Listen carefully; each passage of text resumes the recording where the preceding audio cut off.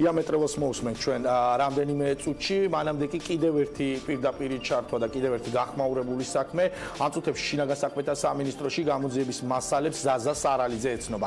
ის უწყებაში ადვოკატთან ერთად შევიდა, მანამდე კი სააპელაციო სასამართლოში მიმდინარე პროცესზე სარალიძემ თქვა, რომ საქმის პროკურორი ზვიად ხაკაძე არის დაწინაურებული, რაც მეტყველებს ხელისუფლების დამოკიდებულებაზე ამ საქმის მიმართ.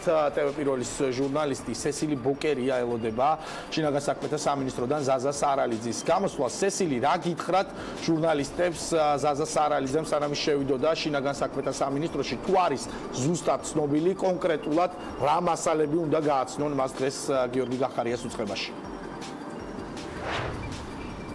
დიახლევან თავდაპირველად დავიწყებ იმით, რომ უკვე 1 საათზე მეტია ზაზა სარალიძე იმყოფება შინაგან საქმეთა სამინისტროში. შეხვედრას მართავს უწყების თანამშრომლები, ასევე ზაზა სარალიძეს დღეს ხვდება ცენტრალური კრიმინალური პოლიციის უფროსი ლადო ბოცვაძე და ხორავას ქუჩის საქმის გამომძიებლები. შესვლამდე როგორც ზაზა სარალიძემ მედიასთან განაცხადა, მისთვის ჯერჯერობით უცნობია თუ რა საქმის დეტალებს გაეცნობა, თუმცა ეს შეხვედრა შედგა როგორც მან გითხრა სწორედ სარალიძის ინიციატივით. მან მიმართა დაახლოებით 1 კვირის წინ შინაგან საქმეთა სამინისტროს და სწორედ მას შემდეგ რაც უწყებისგან მიიღო თანხმობა, შედგა როგორც გითხარით უკვე შეხვედრა. სარალიძემ დღეს კიდევ ერთხელ ჟურნალისტებთან განაცხადა, რომ ის ამ შეხვედრაზეც მოითხოვს დამნაშავეების პასუხისგებაში მიცემას.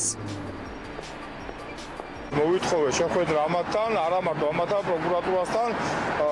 ჩემმა უფლებადამცველმა გამოუგზავნა ოფიციალური წერილი, შუსუსუდ ათახთა შეხვედრაზე, პროკურატურიდან არანაირი პასუხი არ მიგვიღია არც შეხვედრის დასტურზე და არც უარყოფაზე. რა თქმა უნდა, მოვითხოვ არა მარტო კალანდიას დაჭერას, არამედ ყველა იმ გაყალბებელი პროკურორების და გამომძიებლების პასუხისგებაში მიცემათ. დღეს გებულობ, რომ ერთ-ერთი პროკურორის დაწინაურებაზე მიდის საუბარი პროკურატურაში, რომელმაც გააყალბა ჩემი შვილის საქმე. ეს არის თქვენ თავარი, ასე ვთქვათ, სად არის ჩემი შვილის ყველები?